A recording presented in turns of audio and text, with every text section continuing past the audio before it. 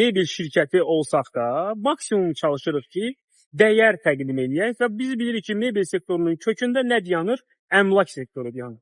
Bu günlərdə mən bir çox qlobal şirkətlərin, qlobal development şirkətlərini təhlil edirəm və öyrənməyə çalışıram ki, necə etmək olar ki, bir kvadratın dəyərini artıraq. Mən görürəm ki, Azərbaycanla qlobal tikinti şirkətlərinin fərqi ondan ibarətdir ki, bir Azərbaycan tikinti şirkəti, bir qlobal tikinti şirkəti. Fərq ondan ibarətdir ki, Azərbaycan şirkətləri yalnız kvadratura satırlar. Yəni, kvadratdan necə istifadə edəcəm sualının cavabı bugün Bakıda yoxdur. Tikinti şirkəti necə düşünür? Deyir ki, mən necə eləyim ki, kvadratımı daha baha, daha sürətli satım canlı tutarım. Amma dünya təcrübəsi necədir? Dünya təcrübəsi odur ki, development şirkəti, tikinti şirkəti yalnız satışı düşünməməlidir. Əsas işin canı satışdan sonraki prosesdir. Heç təsadüfi deyil ki, Azərbaycanda bir kvadrat metrinin geri dönüş qiyməti çox mənfidir, çox bahadır.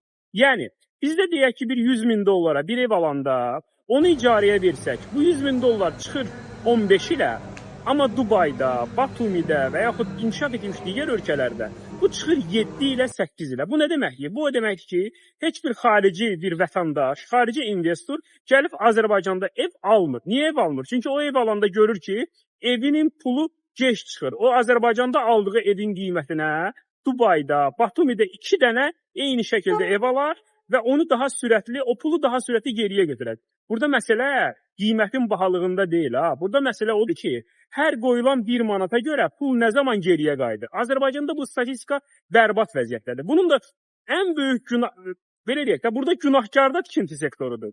Burada ən çox zərər çəkən o da tikinti sektorudur. Çünki Azərbaycan böyük bir tikinti potensialı var. Azərbaycanda böyük bir əmlak satma potensialı var, ancaq biz ölkə olaraq bu potensialdan istifadə edə bilmirik. Çünki bizə qoyulan investisiya sərfəli deyil. Bəs nə etmək lazımdır? Məncə birinci növbədə biz diqqət eləməliyik ki, tikdim, satdım məntiqindən, tikdim, satdım və sonra bu əmlakı necə idarə etdim? Yəni bizdə həqiqətən də evlərin satışından sonra satış sonraki xidmət anlayışı bağışlayın ifadəmə görə yox səviyyəsindədir.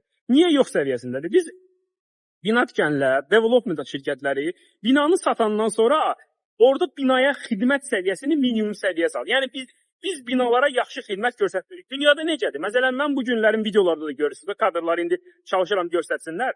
Bu kadrlarda nə görünür? Adicənə insanlar, damaq və yaxud qlobal digər bir şirkəti götürək. Onlar ev satışından çox satdıqları evi necə idarə elədiklərini düşünürlər. Yəni düşünürlər ki, məndən kimsə ev alsa, sabah o evində yaşamasa, o evini necə idarə edəcək? O evini necə icarəyə ediləcək? O evini necə mebelləşdirəcək? Heç təsadüfi deyil ki, bugün ən böyük problemlərindən biri odur ki, bizdə əmlak quru divar çıxsa. Yəni, tikinti şirkəti düşünmür ki, bu kvadratdan insan necə istifadə edəcək? Bax, işin canı bundadır. Bu düzəldiyi anda bizdə evlərin qiyməti qalxacaq, yəni tikinti şirkətlərinə bu kömək olacaq. Evi alanlar üçün də bu üstünlükdür, çünki onlar kvadrat metr yox, dəyər alacaqlar. Heç vacib deyil 150 kvadrat, 200 kvadrat. Bilirsiniz, vacib odur ki, bu 150-200 kvadratda biz öz həyat keyfiyyətimizi artıra bilirikmi? Ona görə də kvadratdan dəyərə yönəli satışa keçmək lazımdır. Biz bu haqda inşaat və memarlıq forumunda çoxlu informasiya verəcəyik. Ancaq sizə deyim ki, gələcək məhz dəyərə yönəli evlərdədir. Kvadratura satmaq dövrü qutarıbdır. Kvadratura satmaq dövrü sərfəli deyil. Vacib olan dəyər satmaqdır. Hər birinizi dəyər satmağa dəvət edirəm. Uğurlar.